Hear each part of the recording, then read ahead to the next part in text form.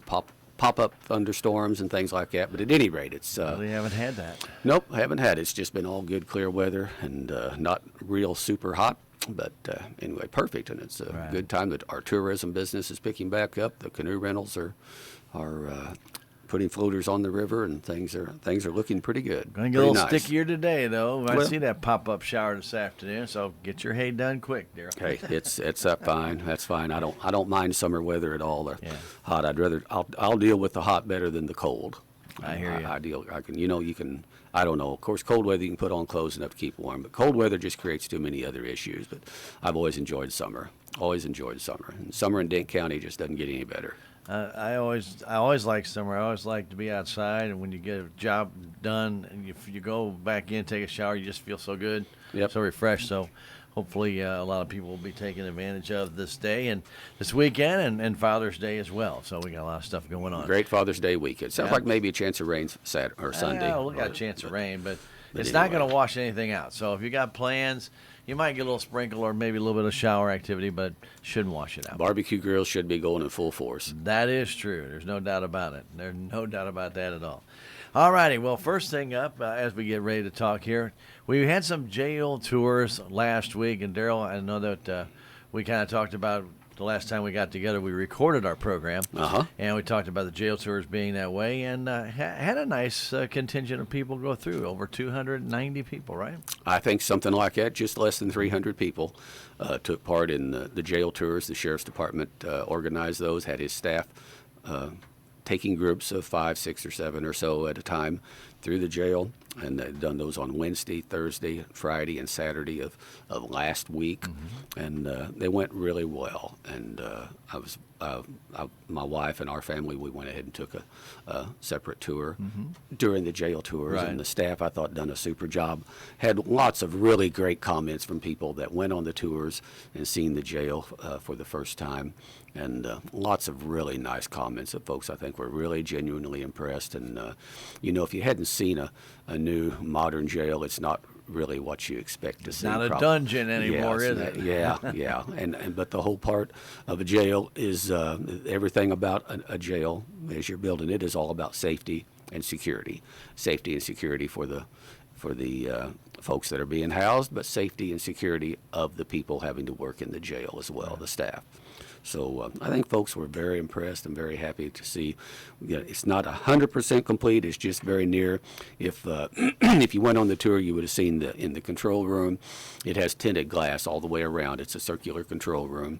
There's tinted glass all the way around that. And so as they went through the motions of operating as if they had a fully operational, they found the tint on the glass was really too dark to suit them to be the best for viewing out of, because actually when they actually are in operation and during the days, the control room itself is darkened, the rooms are lit, but it's basically like one-way mirrors on the glass in the rooms, the day rooms where the prisoners are at. And so they can't see out and can't see into the control room even.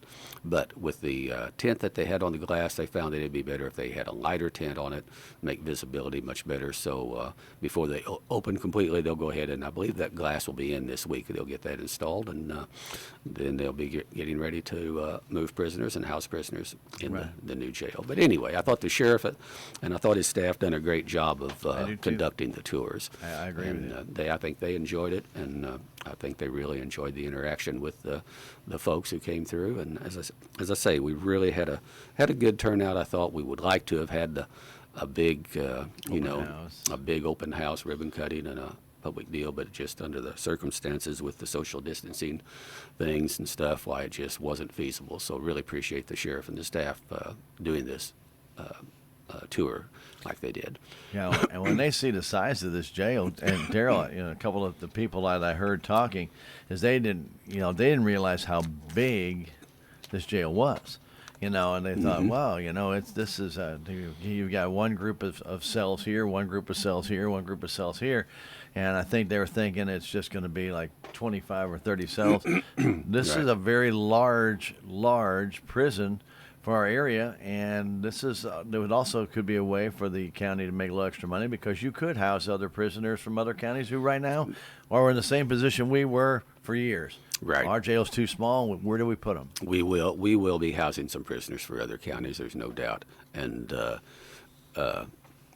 you've got to be able to handle them. And again, you've got to be able to really isolate and segregate those prisoners into the different categories and things of issues that they've got. And so that's why it was built the way it is, and it'll serve the needs of Dent County for decades and decades down the road. I'm convinced of that. And really the way it's made, we went and looked at, I don't know if folks who took the tour may have noticed, but inside the cells themselves have a very heavy, thick rubber lining. And we went and looked at a jail that's been in operation for about eight or 9 years down in southeast Missouri, built with the same lining on that. They're a steel, those cells are a steel pod that were all pre-made and hauled in, and then after they're brought in, then they're coated in there with this lining. And the best way I can describe it is like the rhino lining on pickup beds, only it's really much thicker and really even much tougher than the rhino lining on if you can imagine, on a pickup bed. So anyway, so they'll last a long time, and that was the whole point. When the jail's paid off, well, I think we'll still be looking at the jail will still look, I think, very much like new, even at that point. And some of the things that hopefully people took advantage of going through and asking questions, because there really were some pretty interesting things in that jail. One, I noticed that on all the sinks, it's a timed release water system. So somebody can't turn the water on and say, oh, we got a leak, and they got to bring somebody in. Yeah. It automatically shuts off after 30 seconds. So, there's some pretty interesting things they had in there. I saw that, the camera system, the way it worked. It really was very, very well thought out and designed. So kudos not only to Septagon, who did the wonderful job of putting us all together and making it fit, and Dwight Ramsberg. I thought Dwight did a fantastic job. But also to the architects. They had to make some adjustments as they went through, which always happens. But I think what the final product is, Darrell, I think everybody's going to be very pleased with it. I think so too. I think, yes, the architect, Shai Patry, Steve Davis, his firm, I think, done a good job for us. Periodically as they would go through the building process, the construction firm, Prost Construction, a Missouri firm here, was the general contractor, and as issues would come up, they'd say, hey, you know what? We need to think about this. They'd get with the construction manager, Septagon and Dwight. They'd get with the architect and engineers and reevaluate and see if there wasn't maybe a better way of accomplishing what they were trying to do. Right. Iron it out and get going. Same way with the electrical engineer firm, Meyer Electrical. That's another Missouri firm. Pretty much most of that, some of it was from out of the area. But anyway, Meyer, we had right here in Dent County, Brown Heating and Air Conditioning.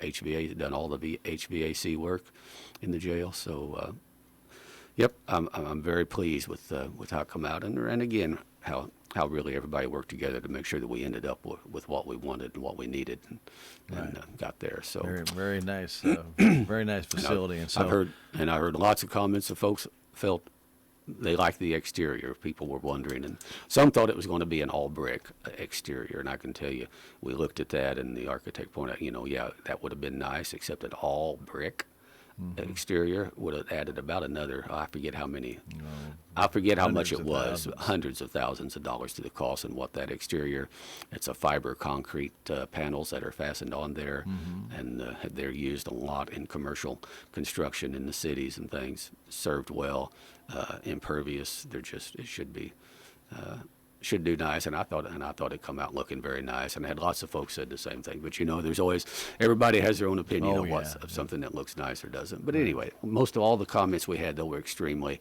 positive about the jail, and as I heard over and over and over, different ones say, very impressed, just really, really pleased to see what we've got. Absolutely. So again, a tip of our cap to Bob Wells, who's done a tremendous job, Sheriff. And Sergeant Pavin for getting everybody ready. Major Pavin. Major, sorry. Yeah. Major Pavin. Yeah. That's right. Yes. Sorry about that, Major. Yep.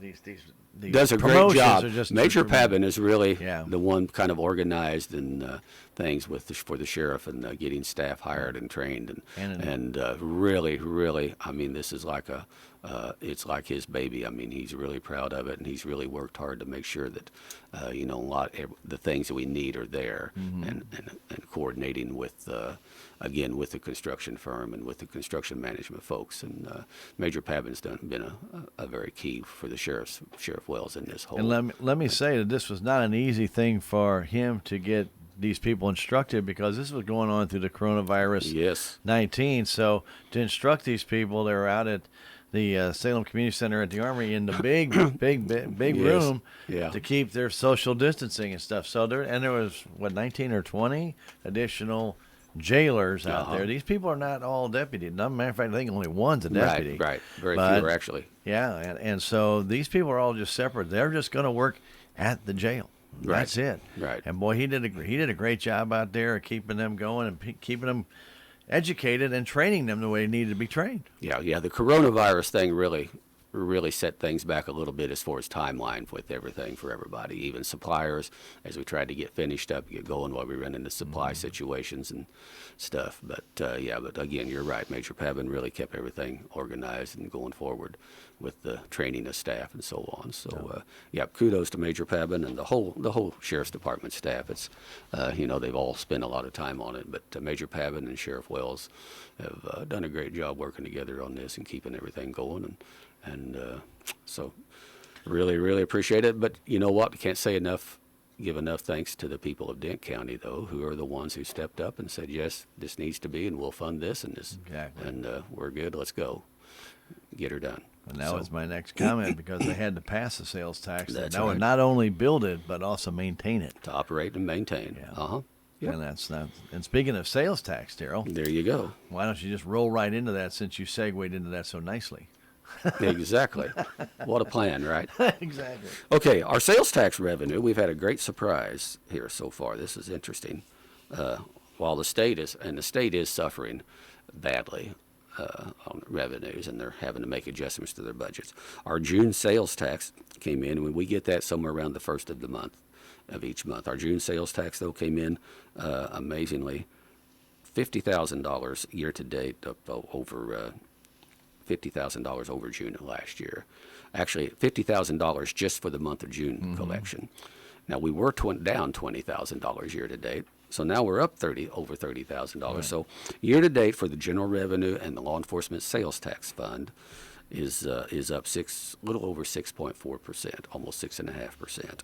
And then the road and bridge sales tax came in is up about 8.5%, and of course the two jail funds, the jail fund to pay off the bonds for building the jail, and the other jail fund to go ahead and maintain and operate, was also up about 8.1% compared to last year. So that's incredible, great news, and that gives us a good feeling about how this is going to go along, and now especially as things start to pick back up. But it was really interesting to see that sales tax pick up so dramatically here that came in June. Now, obviously, the June sales tax, this is sales tax that was collected and has been sent to the state, and then the state does their calculations and then sends it all back. So there's a time lag in there. So this is sales tax probably collected, in March and April. Probably, yeah. Yeah.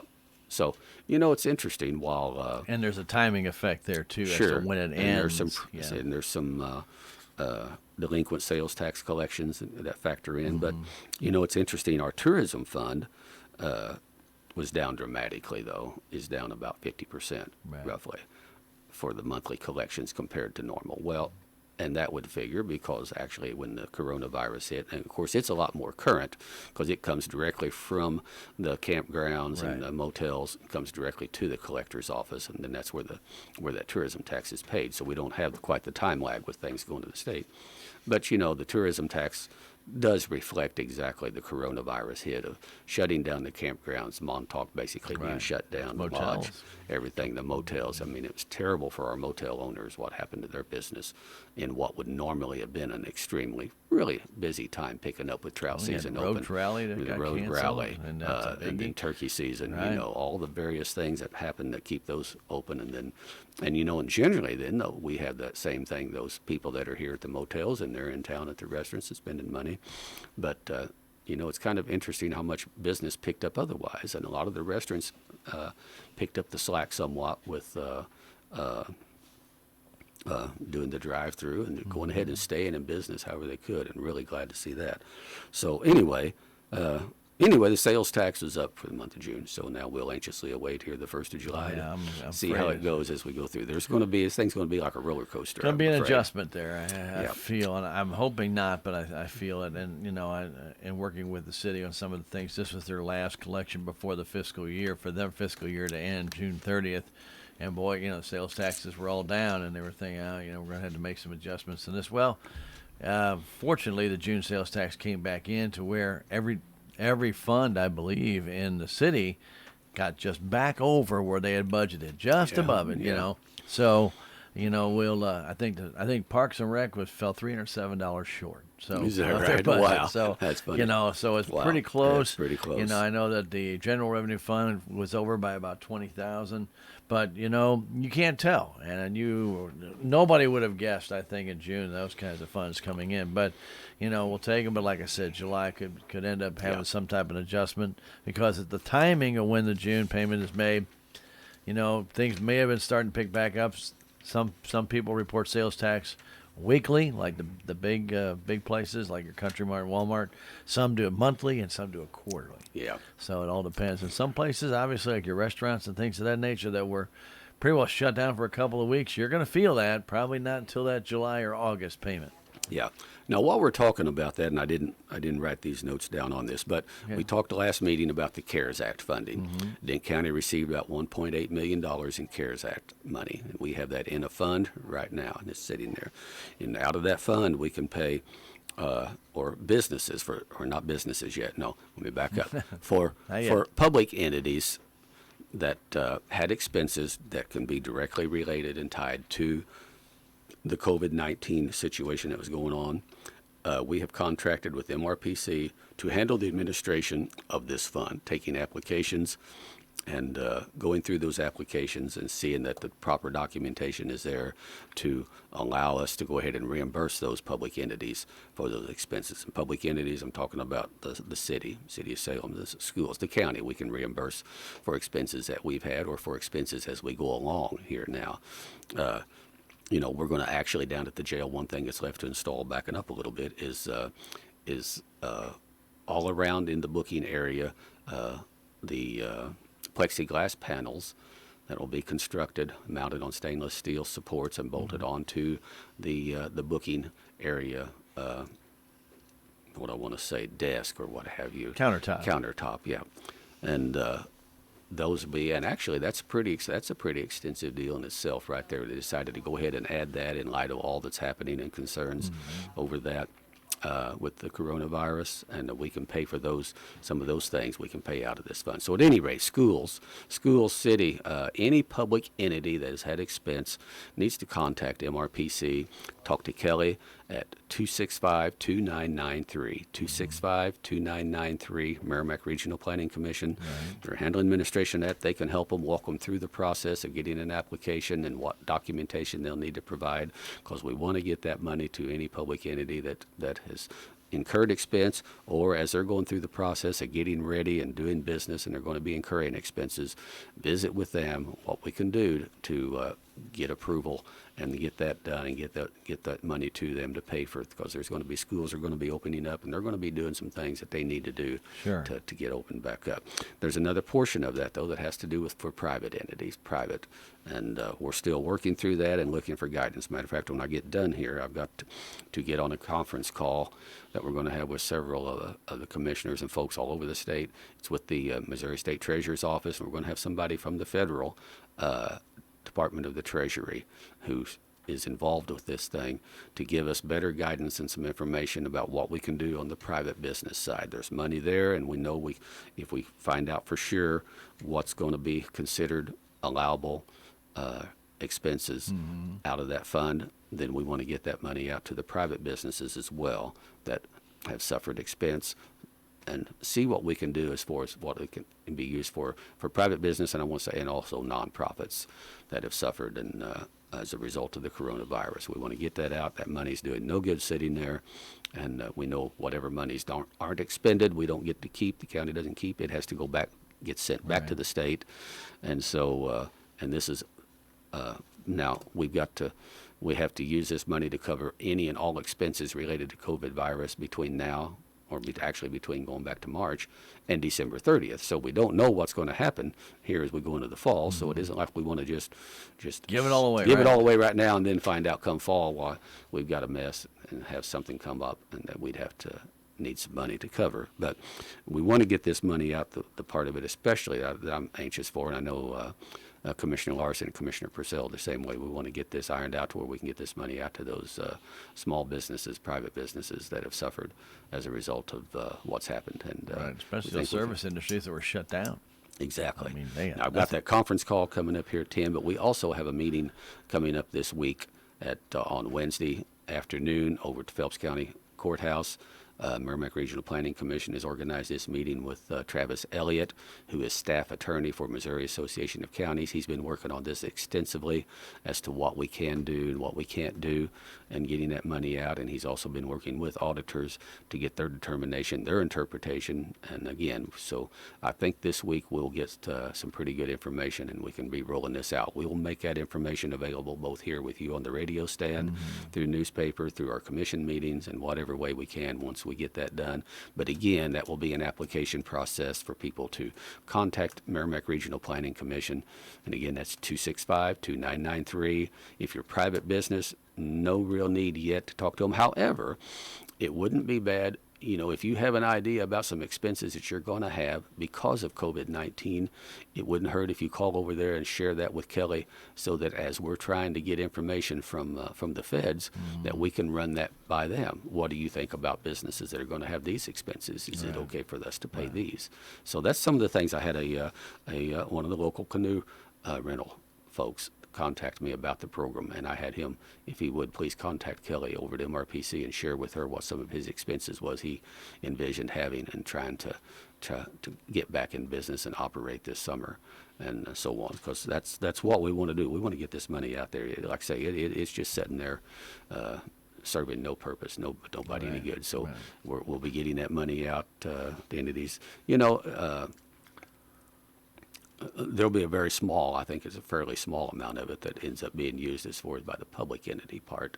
And the big thing, I think, where we can really do the most good is through the private small business and private sector, and how much we can, how it comes out, what can be used even for as private individual. I really don't know. I haven't seen any guidance on that at all that gives us anything. The only thing we kept, as I said before, the only thing that kept being emphasized to us before was that afterwards, and next year, there will be audits of how the monies were spent, and money that was not spent in compliance will have to be returned by the county. And so the feds and the state don't care who got it. If they determine that they shouldn't have got it, then the county will have to return the money. Right. And so that's why MRPC's handling administration of it. If somebody does apply, they will have to sign a document that states that basically if it's determined that they should not have been, that it wasn't a disallowable expense, and that they would have to return those funds as well. But in the reality, Stan, if you give some entity some money and it's gone, it'll be pretty tough to get it back from them. But the state or the feds can get it back from us, they can always do things from the county. that you and I can't do. They can do things. So that's our deal. And I hate, people say, well, why aren't you getting that money out? Well, we're going to, but we got to make sure that we know what the rules are. It's like saying, why don't you drive down the highway faster when there's no speed limit sign, and being told there is a speed limit, we just can't tell you what it is yet. Well, you better drive carefully then. Yeah, don't. And there's a curve ahead, but we can't tell you how sharp it is. Yeah, and we want to put a blindfold on you, and that's really what it is. Right now, we're kind of operating with a blindfold on how to navigate this thing. Right. And the last thing the county would want to do is put money out there that after you get this conference call meeting, and they'd say, that really doesn't qualify. Oops. What do we do now? And you got to go ask for that money back. And like you said, well, that money's already gone. Well, and generally, we feel like they're going to be pretty lenient towards if it looks, acts, and smells like an expense related to it, that it will pass. Yet we also know, unfortunately, there's politics involved. And there are those on one side of the political deal that are looking for a chance to nail some people for not using the money for what they thought it should have been used for, and then there we go. So we're trying to stay out of the politics of the stuff. That's all garbage. But it was worded so vague in was. the bill that there's no way you would know what that could be used for. And this money, by the way, is a grant to these small businesses. It's not a loan. Right. It's a grant. Yeah, this would be strict grants to cover. The wording is to cover cost of closures for small businesses, and now we're still trying to iron out what does that mean. They're talking about cost of closure. I mean, what did it cost that business in lost business due to closing, or what was the cash cost that they incurred and they could provide? No, well, that's a little different there. A lot of them didn't have a lot of cash cost in closing, but their cost of staying, the mortgages, the rent, rent, electric, all the gas, things, a lot of those things all goes on. Stayed. And so now, unemployment costs and some of those things, the money cannot be used on top of other monies that they got as a result. And there's a lot of different programs out there. Payroll protection, the EIDL. All that. Right. Those things, we got to make sure that we have things in place to where we're not giving money on top of money that have already been gotten for some. So we're working on that, and here over the next week or two, we'll be getting that lined out so we can move forward with that. And I'm very anxious to get that very done. Good. Well, since you're kind of with MRPC, you segued into that as well, Darrell. You're doing very well today. You had a number of meetings at MRPC that a lot of it did concern the coronavirus and COVID-19, but there are some other things discussed as well with the Transportation Advisory Committee, External Relations. So why don't you kind of go over a couple of those, if you would? Okay, yeah, we did have several meetings here over the last couple of weeks. One of those was Transportation Advisory Committee, that people heard me talk about, that I serve on, and that's in the Merrimack region. And MoDOT was there, obviously. MoDOT has been really seriously affected with the coronavirus thing, the social distancing and the CART funding. Their major source of funding is CART, and we've seen before already that our CART funds were down for the county and city, and that's the same pot of money that MoDOT operates out of. So they've looked at a drastic reduction in revenues so far, and they're expecting that situation for them probably isn't going to improve back to what it was projected to be. So they just kind of shared with us what they're doing in relation to that. They're reducing employee hours and cutting back expenses wherever they can. Then they're doing it trying to avoid layoffs and some things like that, because you have people trained who know what they're doing and with all the equipment doing the thing, and then you lose those. It's very hard to get those same people back, and as you well know, and anybody in business knows, training new people is kind of a lost deal for a while. And you hate to lose people that are good employees that are already trained. So what they're doing is they're just backing up and trying to make it so they will keep the job, but there is going to be less revenue that employees will get here for a while. They're also postponing some of the maintenance or some of the rebuild projects and things that they had on the board that we're planning on doing, and just trimming their budget back to just get through the year and try to regroup and see where they're at here. Some of the major STIP programs probably won't be done this year. They've kind of pushed them back until things can set. But like smaller things like the chip and seal on Route P and Highway 32 section, those things they can still do. That's right. A lot of those things are still in the works, still going to be done, and those are contracts that had already been put out anyway, also with some of them firms. So anyway, we just visited a good bit about some of that stuff. Also had a meeting of the HUD, that's our PHA, Public Housing Authority Board, that administers the HUD program throughout the region. HUD is a federal program, Housing Urban Development, provides rental assistance for low-income folks. And people ask, saying, well, why do you go over and mess with that? Well, that's Dent County is part of the HUD program. We have a lot of rental units here in Dent County, and it's operated through the HUD program. And it's actually they call it the Phelps County Public Housing Authority, but it's the one operates the HUD program for several counties in the MRPC region. So in Dent County, just so people know, in Dent County in May, we had right at 103 rental units that were in the HUD program, and that generates the HUD payment housing assistance payments amounts to almost $30,000 a month is what comes in through that. So you extrapolate that out over 12 months, it's a considerable sum of money that comes into folks who own rental property. There are standards that those rental properties have to maintain and be up to, and there are inspections and so forth. And then there are contracts and agreements that a person renting through and getting HUD assistance have to sign. And you've heard me talk about this before. Right.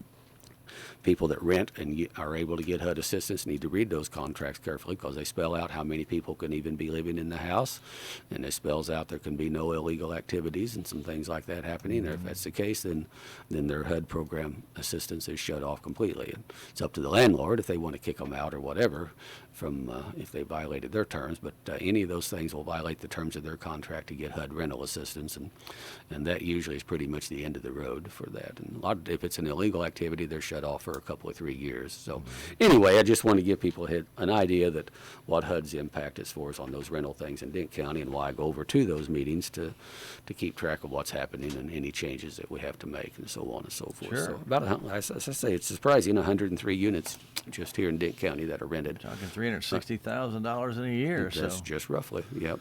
Yep. That's very important. Yes. So anyway, also at MRPC, I do serve on External Relations Committee. I'm chairman of that committee again. And every year, one of the biggest things that we do is organize MRPC's annual awards dinner, held in various places around the state. Was here in Dent County a couple of years ago. This year it will be up at Lynn State College up in Osage County, and will be hosted by Lynn State in Osage County. And it will be on October 22nd, Thursday, October 22nd. And hopefully everything with the COVID-19 is under control enough that we can, we're planning it, getting the menu selected and so on. Dinner tickets again will be, I think, like they were last year, $35 a piece. And it's a real nice evening, Stan. It is nice, You've been there several times, I know. Yeah. And it's amazing what you learn about other areas in our Merrimack region, and how some of these people and the jobs that they do, volunteer. This is where we have our volunteer awards program. And I'm telling you what, it's pretty amazing when you hear what some of these people have done. And it's not just the people you would think, a former commissioner or former this or former that.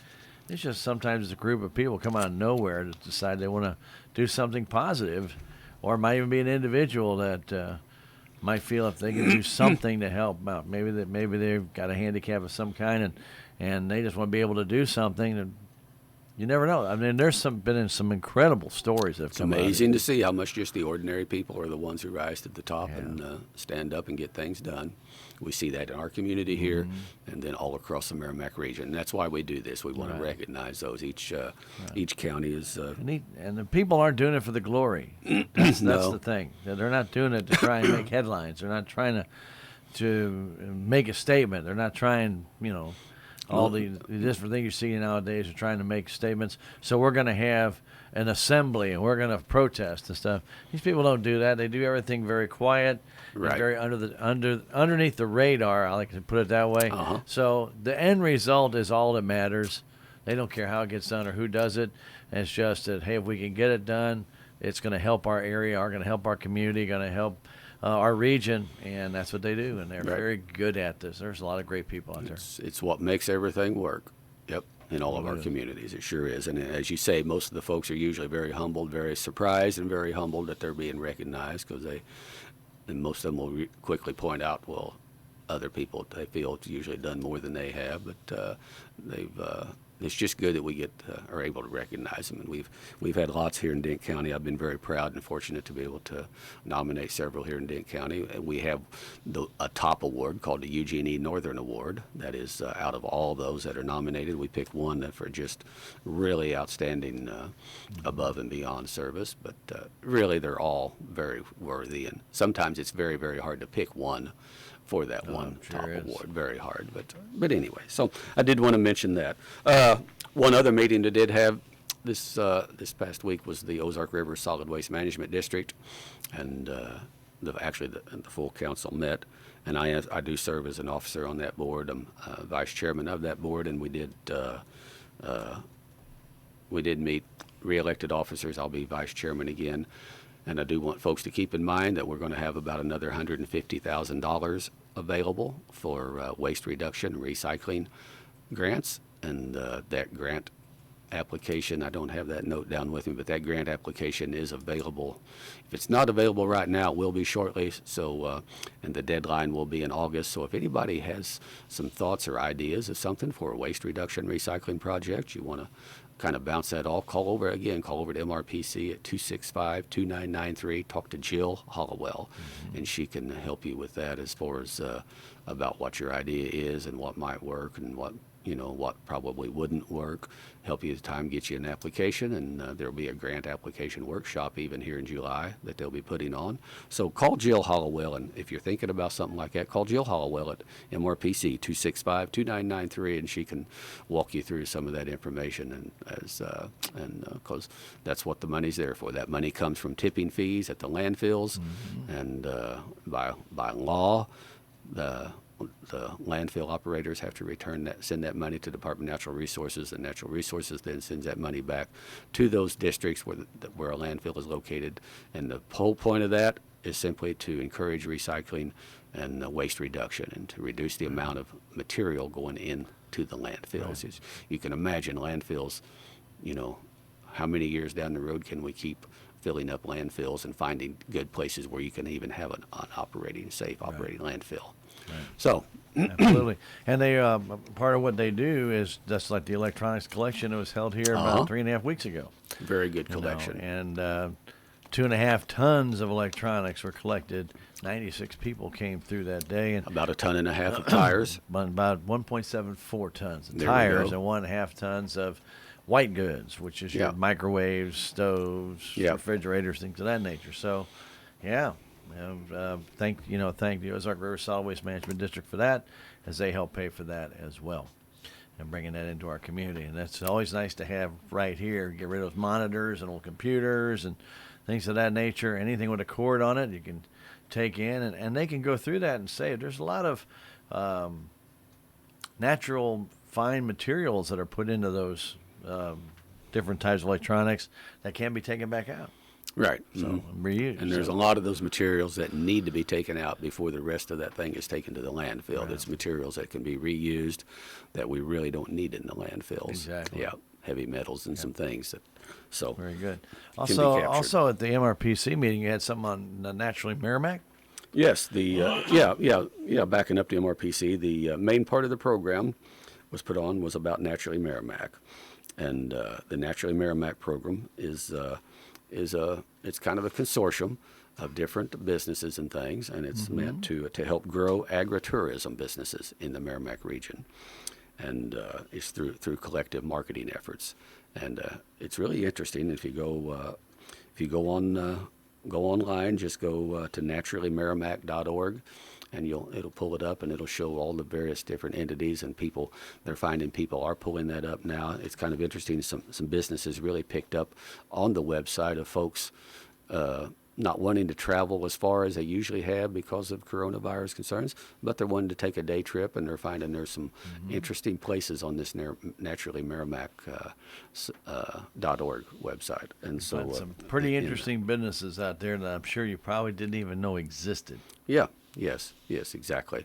And they're connecting, some businesses that are maybe not really set up to handle the tourism part, but they're producing a product that they're going ahead then and getting to say to some wineries, and the wineries are helping market their product there at their business along with their winery business and things. So it's really is a very great consortium of folks working together to collectively help market their product to consumers, and that they're locally grown and produced. So it's a pretty neat deal. It's So really a neat program. I'd encourage anyone go on to that, go to MRPC, and there'll be a link to Naturally Merrimack, or you can just Google naturallymerrimack.org, and I think it'll take you there as well. So Very good. anyway, so that was a good Okay. program. Well, we're going to kind of jump short. We don't have a really good segue to this one, but we're going to go ahead and I'm going to ask you a little bit about the collector came in and gave a report for the monies collected at the end of May. Right. Every month, the collector gives us a report for the turnover of taxes collected.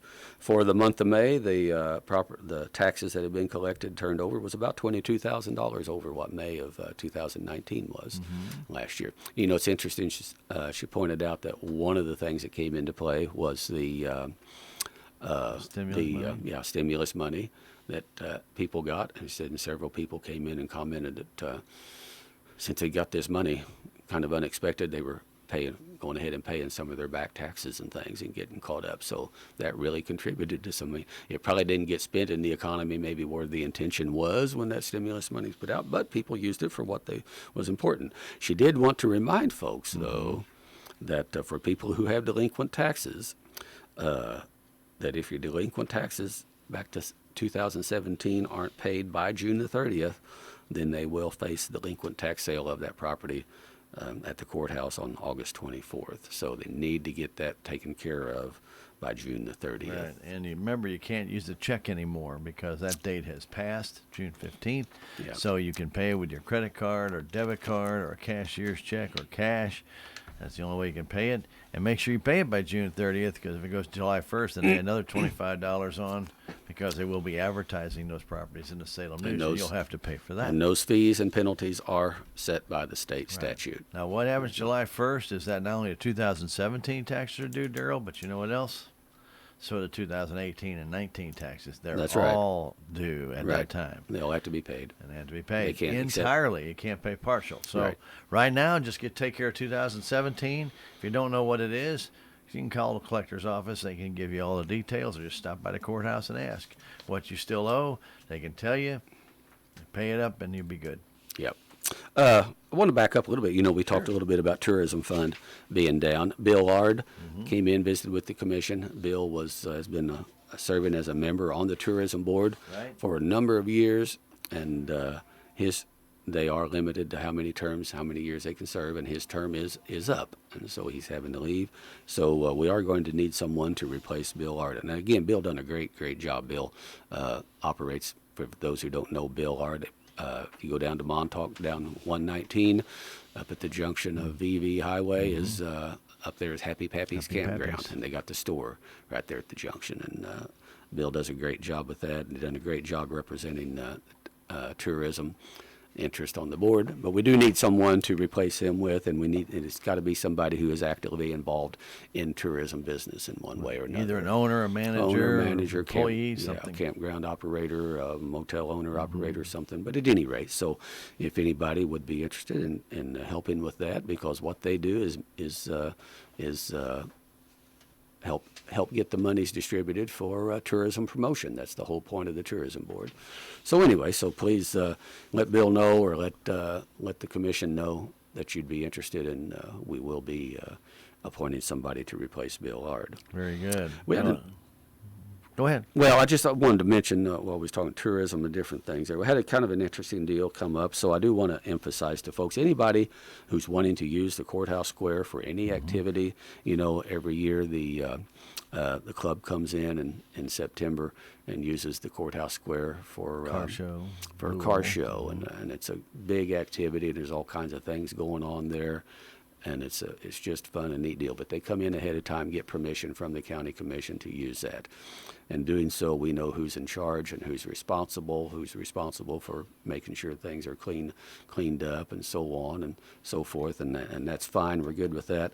But we evidently had an event planned at the courthouse square a couple of weeks ago, and it was nobody was aware of it. Nobody, the commission wasn't. There had been no request made. So I just want to emphasize, please, if you're thinking about wanting to do something like that, please come in and visit with the commission and obtain permission first. It ought to be recorded in the minutes that this group, person or whatever, group, has permission to use the grounds, and we just need to know who's responsible and so on, and we want to avoid a conflict of two different groups thinking they're going to be able to use it, and we don't need a brawl or something.